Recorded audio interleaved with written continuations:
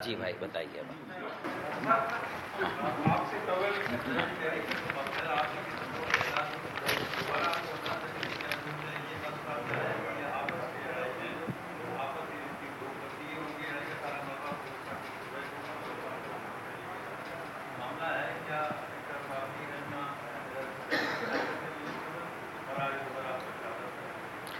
دیکھیں بھائی، انسان کسی حال میں خوش نہیں ہوتا۔ پہلے جب ہم اکیلے صوبائی حکومت کو نشانہ بناتے تھے تو بشمول بلاول بھٹو زرداری صاحب اور آپ میں سے بھی بہت سارے لوگ کہتے تھے پھر وفاقی حکومت کو آپ کیوں کچھ نہیں کہتے، اور وہاں پر آپ کیوں مسلسل جو ہیں وہ حکومت میں بیٹھے ہوئے ہیں۔